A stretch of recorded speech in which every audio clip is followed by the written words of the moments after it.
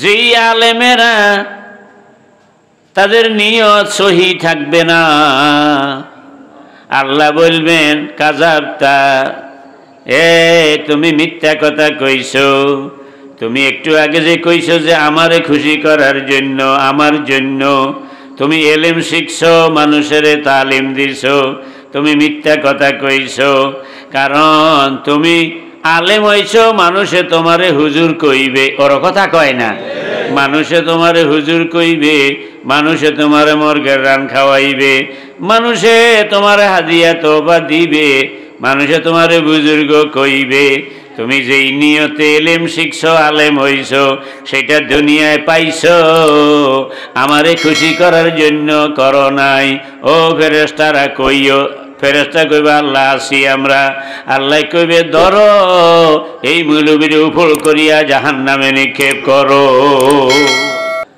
আয় আল্লাহ রব্বুল আলামিন, এই দুনিয়ায় আলেম নামে আমরা যারা আছি, আল্লাহ আমাদেরকে আপনি সহি নিয়তে ইলমে দ্বীনের খেদমত করার তৌফিক দান করেন।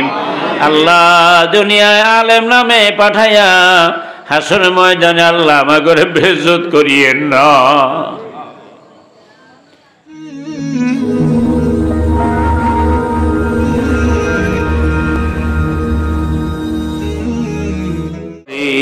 তাইলে আল্লাহ যেহেতু এই কথা কইছে, বুঝা গেল যে ইমানদার নামে যারা পরিচয় দেয় অবশ্যই এদের এক অংশ আছে বেঈমান, ওর কথা কয় না।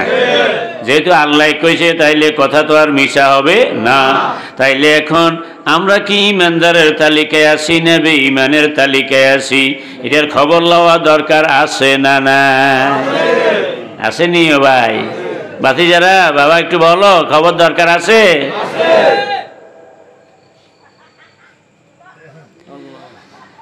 এখন খবর কেমনে নিমু? তালিকা তো আল্লাহর কাছে, তালিকা আল্লাহর কাছে। খবর আমরা কেমনে নিমু? আমার নবীজির মাধ্যমে আল্লাহ আমাগরে জানাইলেন, এবং আল্লাহ নিজেও কোরআনে এক আয়াতে বলছেন, ওমা উমেরু ইল্লা লিয়াবুদুল্লাহ মুখলিসিনা লাহুদ্দিন। আমি আল্লাহ যত নবী পাঠাইলাম, কে কয়? আল্লাহ কয় আমি আল্লাহ যত নবী দুনিয়ায় পাঠাইলাম, বিভিন্ন নবীরে বিভিন্ন রকমের শরীয়ত আমি দিছি, তবে একটা কথা সব নবীরে আমি কমন ভাবে বলছি, সেইটা হইল ইল্লা লিয়াবুদুল্লাহ মুখলিসিনা লাহুদ্দিন। দ্বীনের কাজ যে করবে তারা যেন ইখলাসের সঙ্গে করে, যেন তাদের ভিতরটারে ঠিক করিয়া করে, যেটারে আমার নবীর ভাষায় কইছে ইন্নামাল আমালু বিন্নিয়াত। বান্দার সকল কাজের মূল্যায়ন মাওলার দরবারে নিয়তের ভিত্তিতে হয়। সুবহানাল্লাহ।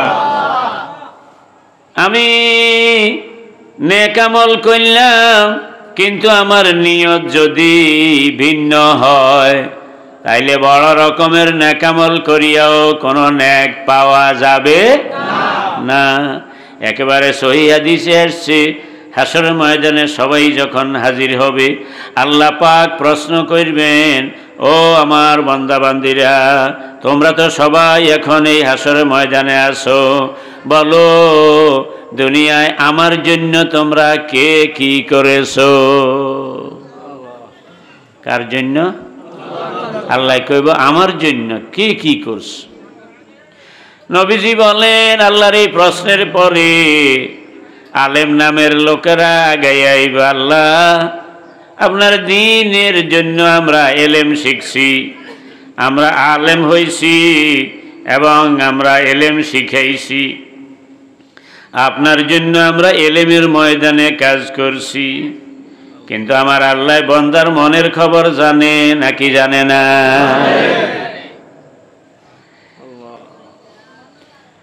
এবার হাজী সাহেব দৌড়িয়ে আইব, আল্লাহ হজের কাম কত কষ্ট, যারা হজ করছে তারা জানে।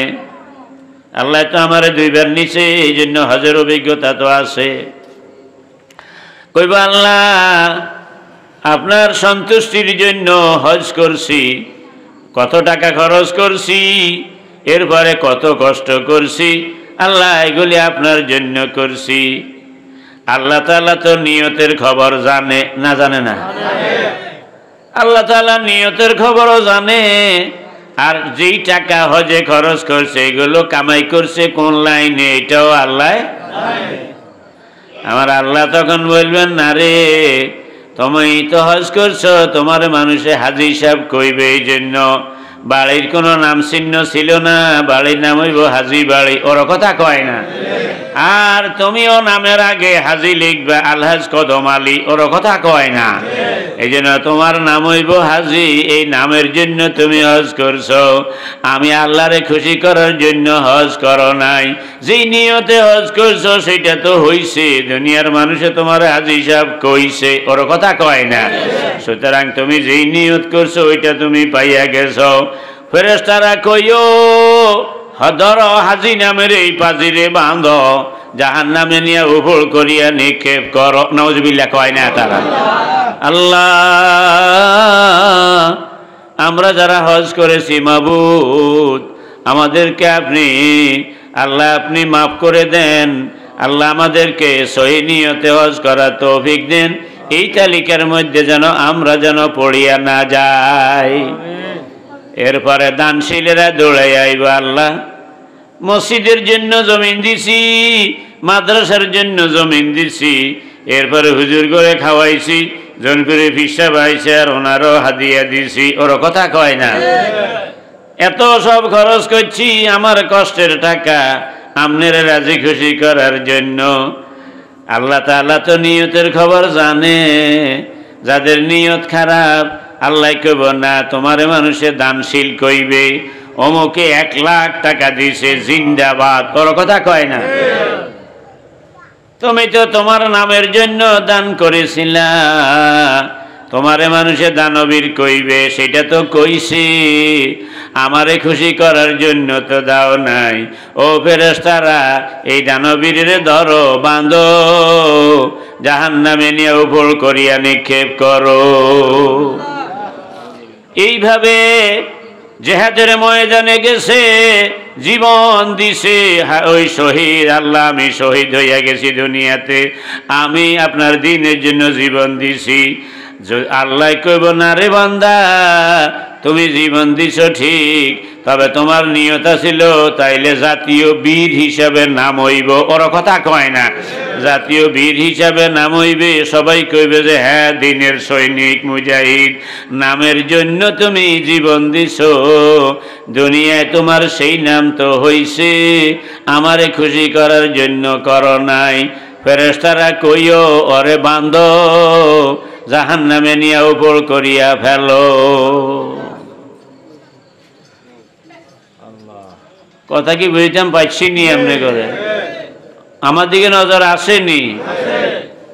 অতএব বড় হোক ছোট হোক, যতই নেকামল করি, সবটা আল্লাহরে রাজি খুশি করার নিয়তে হওয়া লাগবনি। ওমা জোরে কয় না? বাংলাদেশ জামাত ইসলামী নামে একটা সংগঠন আছে, জানেননি আপনারা? এই সংগঠনের সাবেক আমির ছিলেন অধ্যাপক গোলাম আজম সাহেব। ওনার লেখা একটা বই, বাংলাদেশে ইসলামী আন্দোলন, ওই বইটার মধ্যে উনি নুরানি মাদ্রাসার বর্ণনা দিছে, হাফজি মাদ্রাসার বর্ণনা দিছে, কাউমি মাদ্রাসার বর্ণনা দিছে, আলিয়া মাদ্রাসার বর্ণনা দিছে, পীর সাহেব ও খেদমতের বর্ণনা দিছে, তবলিগ জামাতের বর্ণনা দিছে, ইসলামী রাজনৈতিক দলের বর্ণনা দিছে, ওয়াজ মাহফিল তাফসির মাহফিলের বর্ণনা দিছে, দিয়া কইছে যে সবগুলো কাজ দ্বীনের কাজ। সবগুলো কাজ কি? দ্বীনের কাজ। আল্লাহ নবীজির যোগ্যতা দিছে, নবীজি একলা এই সব করছে। আমাকে এত যোগ্যতা নাই বিদায়, যারা আল্লাহ যেই লাইনে যোগ্যতা দিছে আমরা ওই লাইনে কাজ করি। মনে রাখতে হইব যে সবগুলো কাজ নবীজি একলাই করে গেছে। এরপরে উনি লিখছেন যে এখন প্রশ্ন হইল কার খেদমতটা বড়, কথা বুঝেন না লাগে। তো গোলাম আজম সাহেব লিখছেন যে যার এখলাস যত বেশি, যার নিয়ত যত সহি, কি ও কথা কয় না কাতারা, কিয়া কন কন কন, যার নিয়ত যত সহি তার খেদমতটা আল্লাহর কাছে তত বড়। তো উনি লিখছেন যে মনে করুন একজন লোকে মক্তবে বাচ্চাদেরকে সূরা কেরাত পড়ায়, ওই বেচারার লেখাপড়াও এমন বেশি নেই, তো অল্প কিছু লেখাপড়া করছে, এখন মক্তবে সূরা কেরাত পড়ায়, কায়দা পড়ায়, আমপারা পড়ায়, কিছু পড়ায়। আবার আরেকজন অনেক বড় আলেম, টাইটেল ক্লাসে দাওরা জমাতে বুখারী শরীফ মুসলিম শরীফ পড়ায়। বাহ্যিকভাবে যে মিয়া বুখারী শরীফ মুসলিম শরীফ পড়ায় উনি অনেক বড় আলেম, ওনার খেদমত অনেক বড়।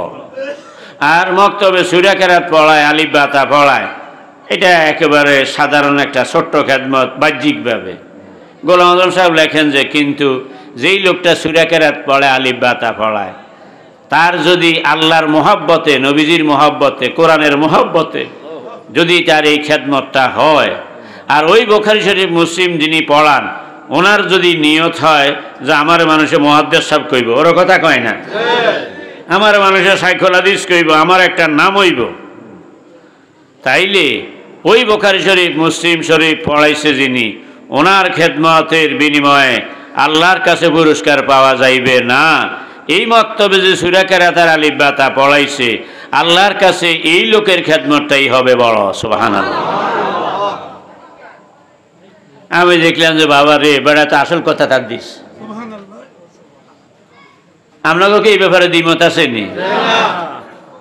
তাইলে আল্লাহর মহাব্বতে, নবীজির মহাব্বতে, সহি নিয়তে, বলেন বলেন কি, সহি নিয়তে আমল করতে হইব। যে আমি যাই কিছু নেক আমল করি শুধু আল্লাহরে খুশি করার জন্য, বলেন বলেন সবাই বলেন, আমি যা কিছু নেক আমল করিস, না না শুধু করতে হইব, তো শুধু এইটা শব্দ শিখে লাগবে, শুধু আল্লাহরে, আমার ব্যাকে কয় না, শুধু আল্লাহরে খুশি করার জন্য। আর কেউ দেখ বা না দেখ, আর কেউ আমার প্রশংসা করুক না করুক, যা ইচ্ছা তা হোক, আর আল্লাহ যদি খুশি হয়, ওর কয় না, কম বলেন বলেন বলেন, আমার আল্লাহ যদি খুশি হয় আমি এটাই চাই। আমরা কি কথার মধ্যে আসিনি ভাই? কারা কারা আছে একটু হাত তুলি, আল্লাহ কবুল করেন, বলেন ইয়া আল্লাহ আমার জীবনের সকল নেক আমল শুধু আপনার খুশির জন্য যেন করতে পারি। মাবুদ দয়া করে আমাদেরকে সেই তৌফিক দেন, আমিন ইয়া রাব্বাল আলামিন। আমি বুখারী শরীফে একটা হাদিস মনে পড়ছে, আমরা রাগ করেন নিকে জানাবার। এক মুসাফির মরুভূমি দিয়ে রওনা দিছে, মরুভূমিতে শত শত মাইল অতিক্রম করলেও পানি পাওয়া যায় না। আবার কোন কোন জায়গার মধ্যে গভীর ইন্দ্রা বুঝেন তো, গভীর গর্ত।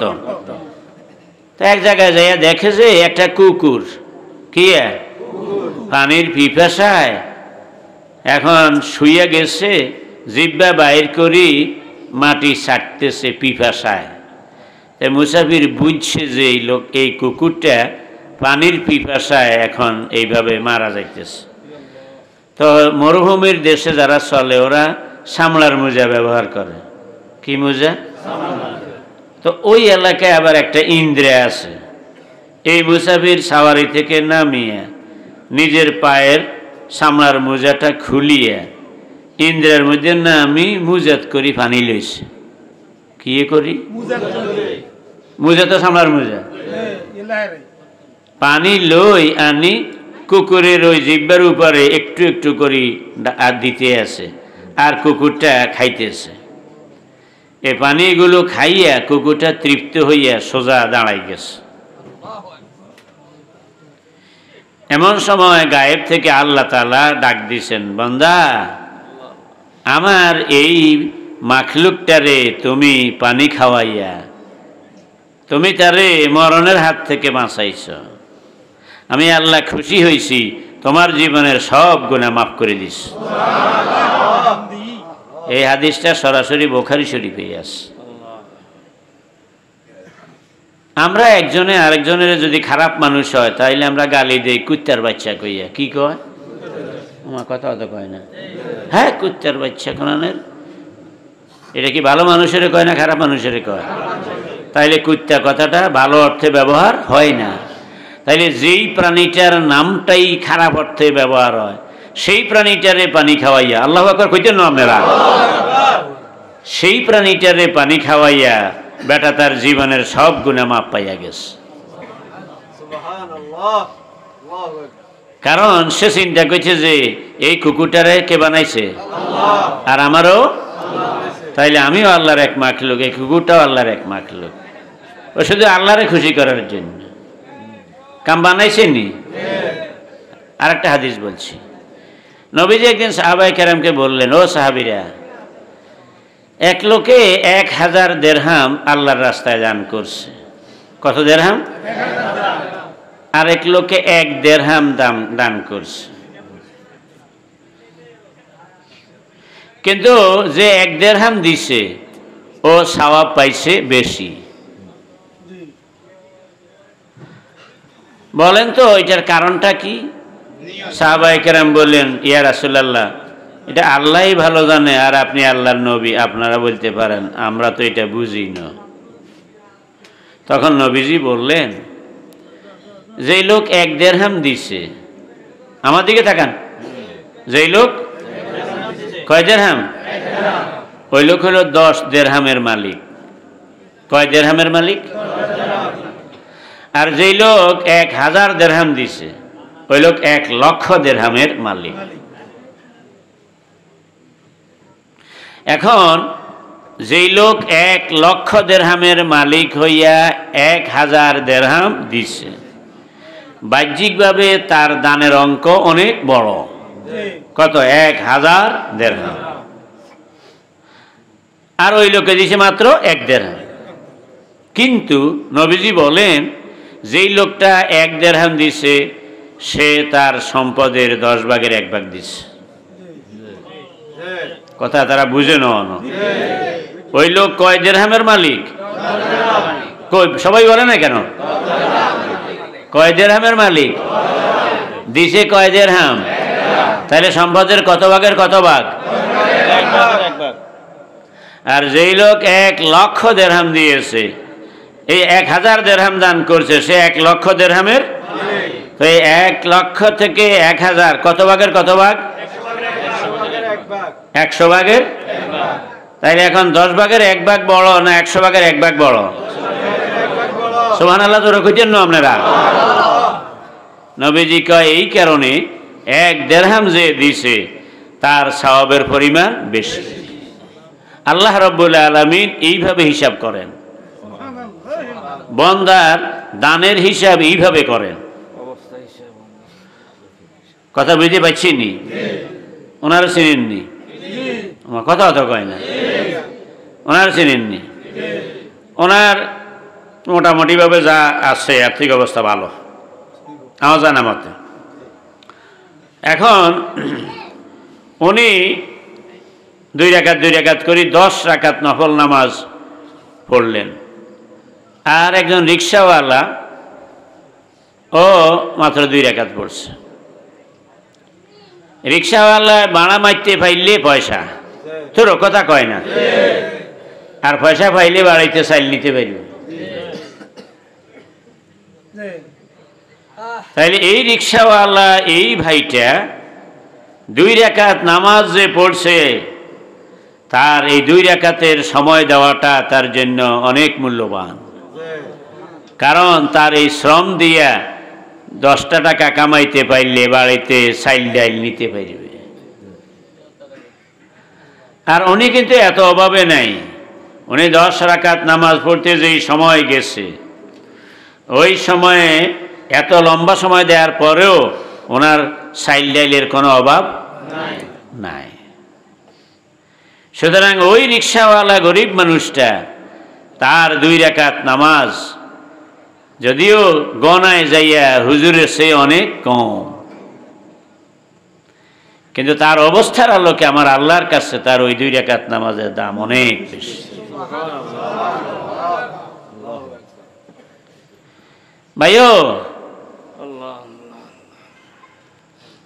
আমার এই কথার সমর্থনে আমি মুসলিম শরীফের একটা হাদিস আপনাদেরকে শুনি, অসুবিধা হয়নি কে জানে? মক্কার জমিনে আমাদের নবীজি নির্যাতিত অবস্থায় ছিলেন।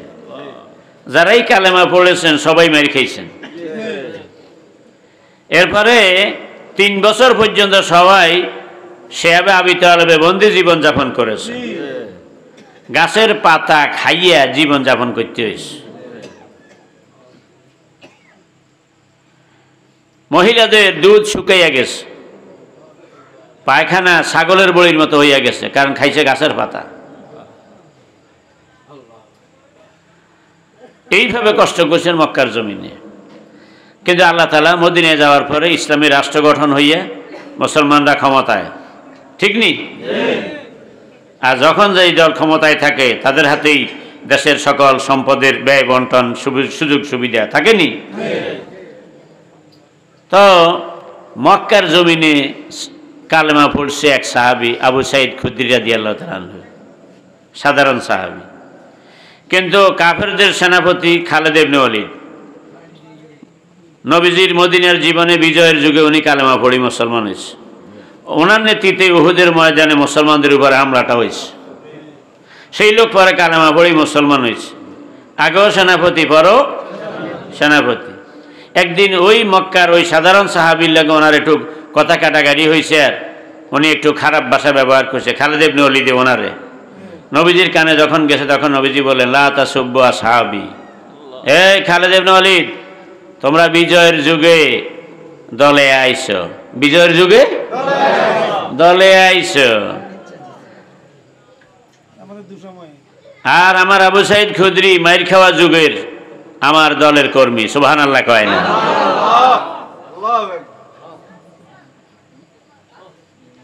যেই সময় ইসলামের কথা বলাটাই ছিল অপরাধ, ওর কথা কয় না। কোরআন শরীফ তালিম হবে, সেখান থেকেও অ্যারেস্ট করা হয়েছে, না হয় না? মা বোনেরা বসছে কোরআন তালিমের জন্য, মাসলা মাসাইল আলোচনার জন্য, এখান থেকেও নাশকতার গোপন পরিকল্পনা, ওর কথা কয় না। এই কথা কইয়া পর্দানসীন মা বোনদেরকেও অ্যারেস্ট করা হয়েছে, হয়েছে নি? সেই সময় আমি ইসলামী আন্দোলনের কর্মী, এই কথা বলাটা ছিল কঠিন ব্যাপার। বুকের পাটা শক্ত না হইলে তখন এই কথা বলা যাইতো না। কিন্তু এখন মিছিল বাইর করলে দেখা যায় যে অনেকেই আছে, হুজুর আমিও আসলে আপনাকে লগেই আসিলাম, অবশ্য পরিস্থিতির কারণে তখন অপন হইতে পারি না, ওর কথা কয়।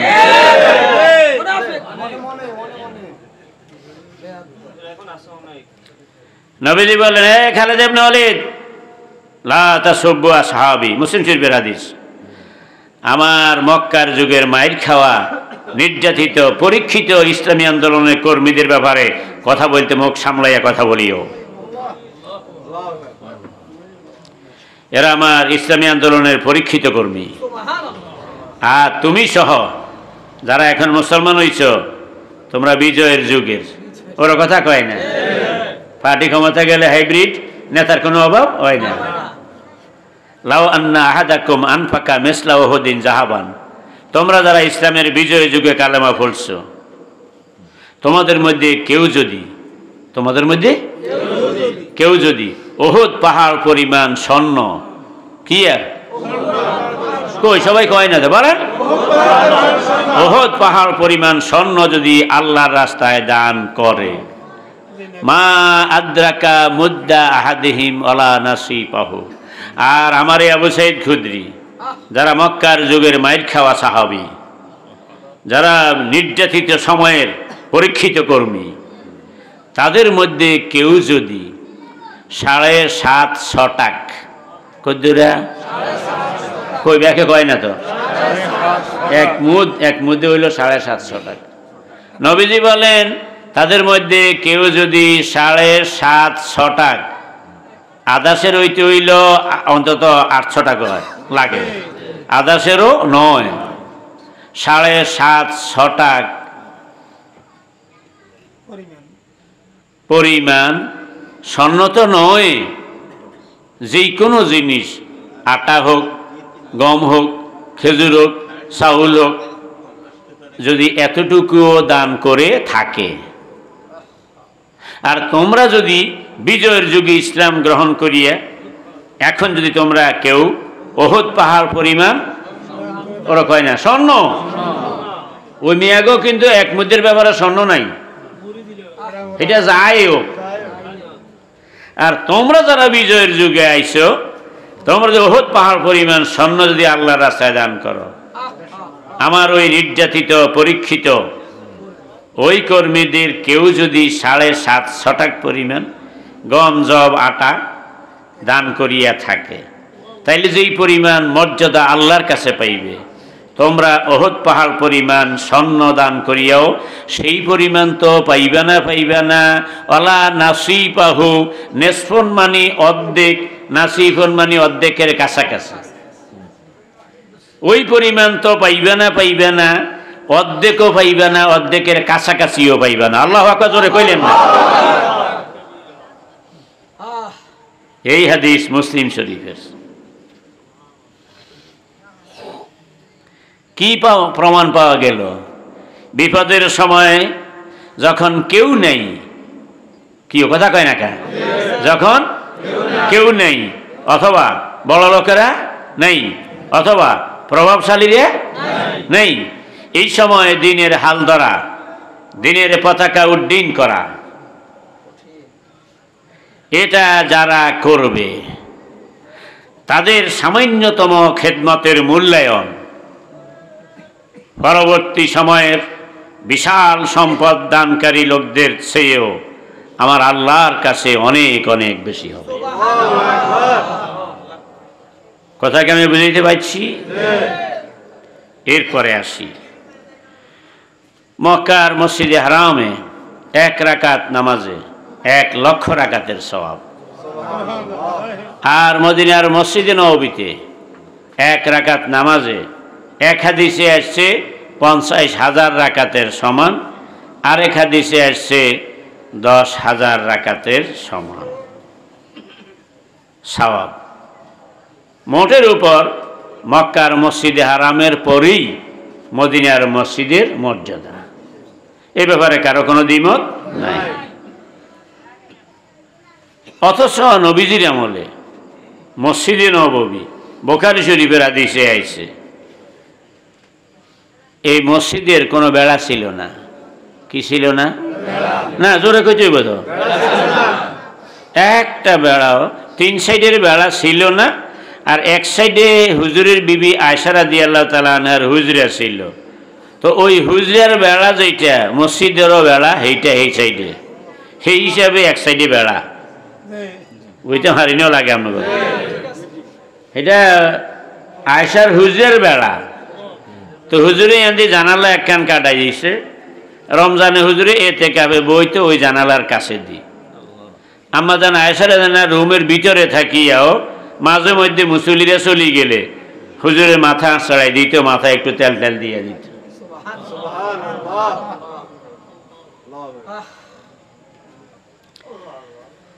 তো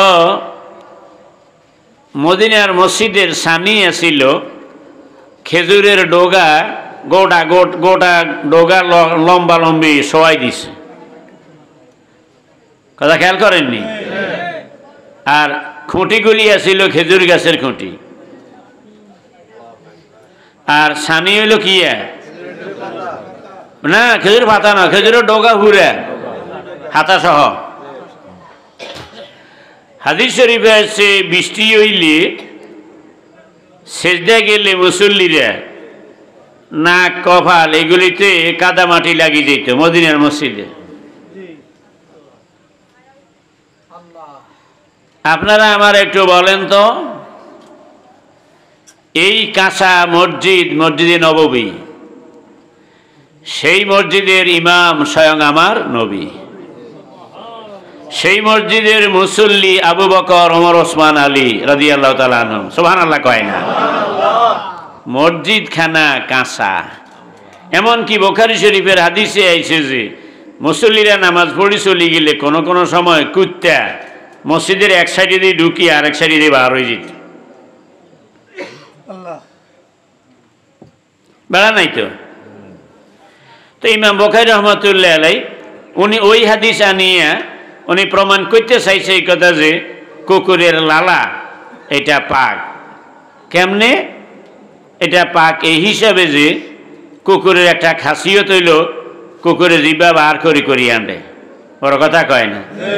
তো যেহেতু জিহ্বা বার করি হাঁটলে অবশ্যই লালা কিছু না কিছু পড়ে।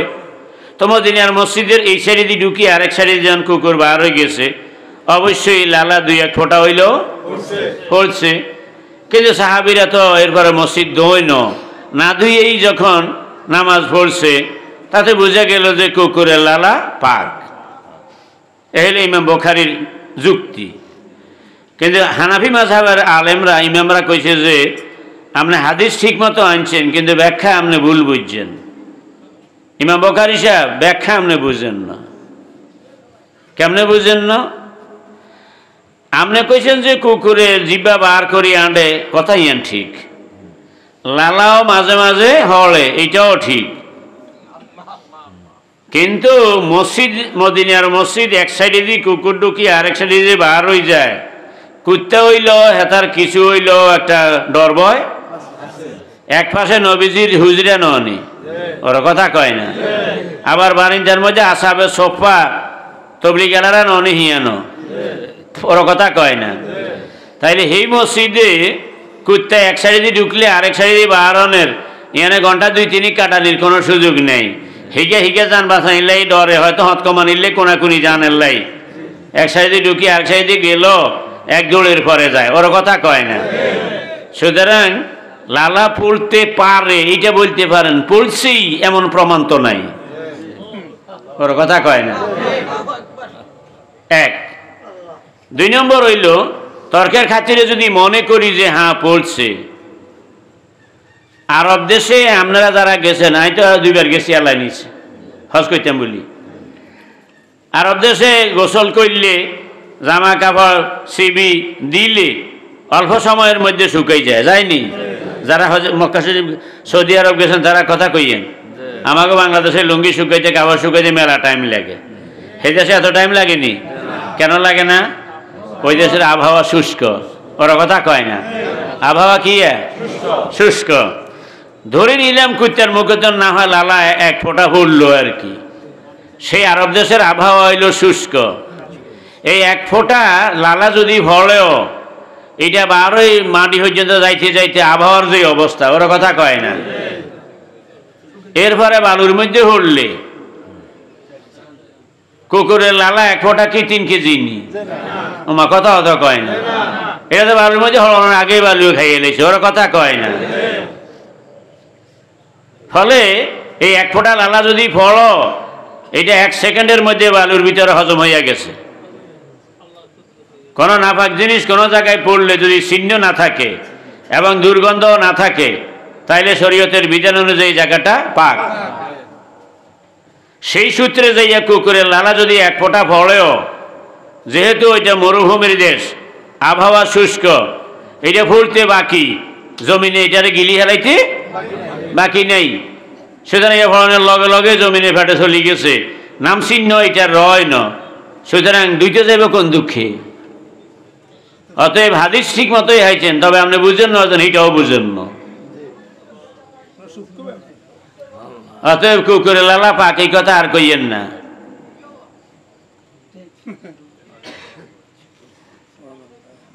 যাক, কথাটা আমি টানলাম, একটা উদ্দেশ্য আছে এখানে।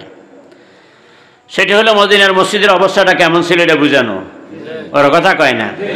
আর আরেকটা হইল ইমাম বুখারী সাহেব কোনো কথা বুখারী শরীফে লিখলেই সেটা যে 100% নির্ভুল হবে এমন কিন্তু নয়। এরকম বুখারী শরীফে ইমাম বুখারী সাহেবের লেখা অনেক কথার উপরে গ্রহণযোগ্য আপত্তি আছে, সেগুলো আমরা মুলবিরা জানি, আমরা কইতে নিতেন না। সম্মানিত হাজরিন, আসুন এবার তাইলে সানি হইল কি? খেজুরের ডোগা। আর বেড়া তো নাই, খুঁটি হইল খেজুর গাছ, আর নিচে হইল মাটি, বালু। ওই মসজিদে যারা মুসল্লি ছিলেন, মসজিদটা কাঁচা, কিন্তু ওই মসজিদের মুসল্লিরা না, জোরে কইতে হইব, বলো বলো। কিয়ামত পর্যন্ত ওই মার্কার একটা মুসল্লি কি আর পাওয়া যাবে?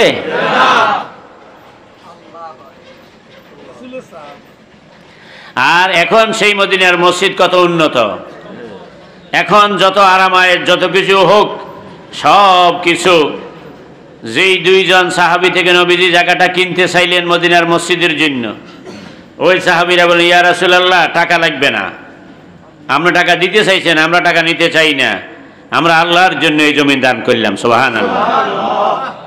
কিয়ামত পর্যন্ত ওনাদের আমলনামায় নেকের পাহাড় জমা হয়নি না হয় না? না, জোরে কই দিব, হয়নি।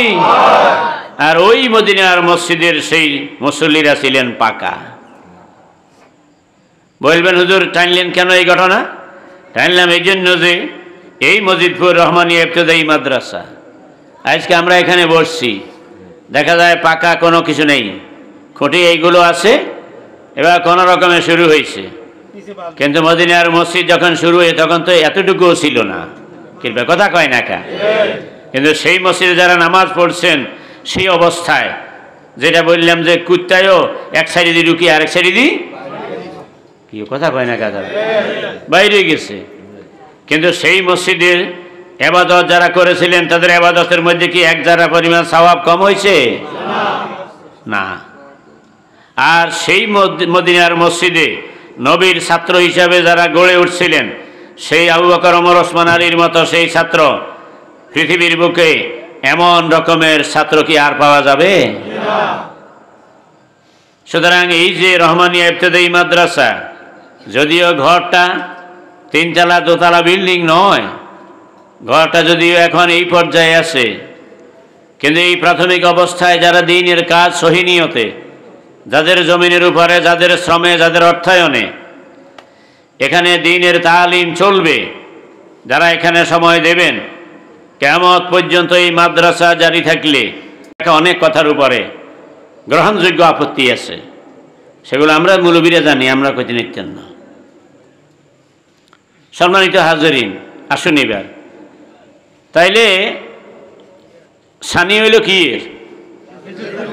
খেজুরের ডোগা, আর বেড়া তো নাই, খুঁটি হইল খেজুর গাছ, আর নিচে হইল মাটি, বালু। ওই মসজিদে যারা মুসল্লি ছিলেন, মসজিদটা কাঁচা, কিন্তু ওই মসজিদের মুসল্লিরা না, জোরে কইতে হইব, বলো বলো। কিয়ামত পর্যন্ত ওই মার্কার একটা মুসল্লি কি আর পাওয়া যাবে?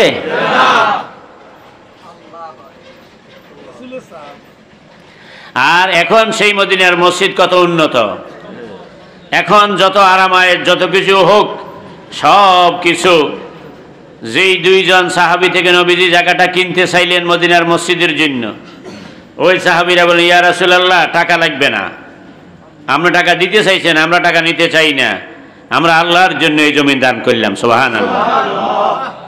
কিয়ামত পর্যন্ত ওনাদের আমলনামায় নেকের পাহাড় জমা হয়নি না হয় না? না, জোরে কই দিব, হয়নি। আর ওই মদিনার মসজিদের সেই মুসল্লিরা ছিলেন পাকা। বলবেন, হুজুর টানলেন কেন এই ঘটনা? টানলাম এই জন্য যে এই মজিদপুর রহমানিয়া ইবতেদায়ী মাদ্রাসা, আজকে আমরা এখানে বসছি, দেখা যায় পাকা কোনো কিছু নেই, খুঁটি এইগুলো আছে, এবার কোনো রকমে শুরু হয়েছে। কিন্তু মদিনার মসজিদ যখন শুরু হয় তখন তো এতটুকুও ছিল না, কিংবা কথা কয় না কা। কিন্তু সেই মসজিদে যারা নামাজ পড়ছেন সেই অবস্থায়, যেটা বললাম যে কুত্তায়ও এক সাইডে দিয়ে ঢুকি আরেক সাইডে দিয়ে কি কথা কয় না কা, বাইরে গেছে। কিন্তু সেই মসজিদের ইবাদত যারা করেছিলেন তাদের ইবাদতের মধ্যে কি এক যারা পরিমাণ সওয়াব কম হয়েছে? না। আর সেই মদিনার মসজিদে নবীর ছাত্র হিসাবে যারা গড়ে উঠছিলেন, সেই আবু বকর, ওমর, ওসমান, আলীর মতো সেই ছাত্র পৃথিবীর বুকে এমন রকমের ছাত্র কি আর পাওয়া যাবে? সুতরাং এই যে রহমানিয়া ইবতেদায়ী মাদ্রাসা, যদিও ঘরটা তিনতলা দোতলা বিল্ডিং নয়, ঘরটা যদিও এখন এই পর্যায়ে আছে, কিন্তু এই প্রাথমিক অবস্থায় যারা দ্বীনের কাজ সহি নিয়তে, যাদের জমিনের উপরে, যাদের শ্রমে, যাদের অর্থায়নে এখানে দ্বীনের তালিম চলবে, যারা এখানে সময় দেবেন, কিয়ামত পর্যন্ত এই মাদ্রাসা জারি থাকলে